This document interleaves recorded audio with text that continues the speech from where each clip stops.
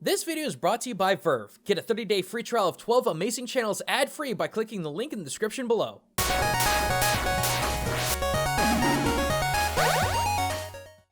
Hey everyone, Gaijin Goombah here, and I gotta say, I think this summer season of anime is probably one of the best seasons I've seen in a very, very, very long time. I mean, the stories are great, the animation's great, everything that I've been missing from anime for the last couple of, I don't know, it feels like a decade, is coming back in full force, with one pleasant exception: a lot more social commentary. We mentioned this a while back on the video on Gegege no Kitaro, but beyond that show, it's been really interesting the way anime's been moving as a sociological mouthpiece.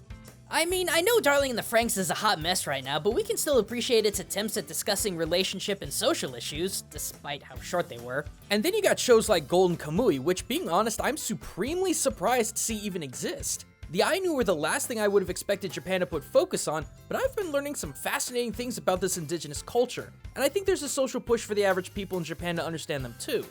And then you've got shows like Aggretsuko, whose entire purpose for existence is social commentary on the state of employment and workers in Japan. And this is where I want to focus on today's video, because this is the first time I've ever seen this particular social commentary overlap this overtly. Because it's not just Aggretsuko who's making a statement on this issue, but also one of my new favorites, Gegege no Kitaro. In fact, they had not one, but two episodes completely devoted to the overworking problem in Japan and put one of the most gruesome spotlights on the issue that you could ever imagine. Episode 7, Ghost Train, tells the story of a president of a small company who's less than forgiving when it comes to failure and aggressively pushes his employees. Running late, he boards a particular train headed straight to the underworld while he's confronted with just how horrible he's been with his employees, brutalizing them emotionally and physically to work harder and faster. In the end, several of his employees not only end up in the hospital due to being overworked, but also kill themselves from inhuman pressure. And this show is not afraid at all to show you just how horrible these acts were. Then, only 2 weeks later, we see this commentary again in episode 9, The Kappa's Work Reform. A group of hardworking yet carefree kappa discover a way to get even more of their precious cucumbers by working for another overbearing president who's not only driven away his entire workforce, but who is also destroying his family. Through the conniving Nezumi Otoko, the two parties come together in a seemingly mutually beneficial agreement. The kappa pick up the worker slack at 3 cucumbers an hour, and the president only has to pay a fraction of a salary to keep the supply of cucumbers going.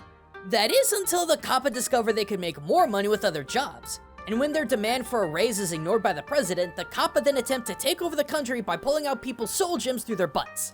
Hey, we never said these episodes were realistic. But the commentary behind them is: inhuman hours, terrible conditions, overbearing aggressive management, physical and mental abuse, and generally speaking, the overarching issue of overtime. But this is old news, right? I mean, we've already had fantastic YouTubers like Super Eyepatch Wolf cover the interpretation of Japan's overworking issues and its connection to anime. And generally speaking, the anime community knows full and well the epidemic of karoshi, or death from overwork, in Japan. But what I fear the community doesn't understand is that working an extra 8 hours a month may only be half the problem. That the issue of work culture stems not simply from purely overworking, but the relationship between employer and employee. Because business and work in Japan exceeds far more than just performing your job. There are staggering social rules between yourself and your superiors that you have to follow that for an outsider like us would seem like a job in itself because of how complicated Japanese work culture can be. And these complications can be as small as simply saying good morning. Lil G, you wanna help me out here? Yeah, 1 sec. Bullshit no jutsu. So for example, when greeting a coworker in the morning, you say, Ohayo gozaimasu. It's simple, right? Well, let's say you came in around lunchtime. What would you say to your coworkers? Konnichiwa. Or good afternoon, right? Well, bad news, buddy, because if you opened up with that greeting, you have already flubbed the system. When meeting coworkers and colleagues for the first time in the day, you drop that Ohayo gozaimasu despite the time. Granted, out of the context of work, it's different, but at work, this is how you do it. Confusing, right? Oh, but we haven't even started yet, because while saying konnichiwa when you need to say Ohayo gozaimasu may get you strange looks at the absolute worst, a similar slip can get your butt fired. At the end of the workday, it's traditional for someone leaving to say, Osaki ni shitsurei. Basically, excuse me for leaving early. This is followed up usually by people replying with, Ai otsukaresama deshita. Literally meaning, ah yes, you must be tired, but is actually a thanks for one's hard work. But, there is also Gokurou-sama deshita, which means the same thing as Otsukare-sama deshita, but denotes one's superiority over subordinates. This is something typically a boss would tell a worker, but never, and I mean never, the other way around. Because by saying this to an employer, you are expressing superiority over them. To even accidentally use this sort of superior language as a subordinate to your boss can get you a stern talking to at best and fired at worst. To be fair, that's kind of an extreme case, but yeah, big no-no. And if you think that's extreme, the importance of hierarchical language isn't just in this daily interaction. It actually permeates into Japan's entire language. With maybe the exception of grammar, when you're at work in Japan, your entire vocabulary switches. Let me put it this way. I had to take an individual college class specifically for business Japanese, which included a textbook and a freaking dictionary for the sake of learning business Japanese. It's that insanely different. For example, when you introduce yourself in the general public, you might say something like, はじめまして、私は誰々です。よろしくね。 meaning good to meet you for the first time, I am so and so, please be kind. But in a business setting, that becomes, はじめまして、本日からこちらに配属にやりました誰々と申します。ご指導のほどよろしくお願いいたします。 which means the same thing, but we're adding and changing a bunch of different words because of the context of the situation. And this is only dealing with humble language called kenjogo. I didn't even mention honorific language or sonkeigo. Let's say, for example, you, the humble employee, are talking about eating lunch. When talking with a friend or a relative, you'd likely use the verb taberu, or to eat. But you are the humble employee at the office, so instead of taberu, you say itadaku, which is the humble kenjogo version. Now on the flip side, let's say you were telling a coworker that the boss of the department you two are in is eating lunch. Now you gotta use meshi agaru, which is the honorific sonkeigo version. Oh, and this is just the tip of the iceberg, friends. There are plenty of other verbs and the like that get switched around and even more confusing times to use them. Like, say you're telling another company that your boss is out. In that case, you're using humble language despite the fact that you're talking about your boss, and sometimes don't even use name suffixes like son because you're being polite to another company. Do you understand why this is maddening?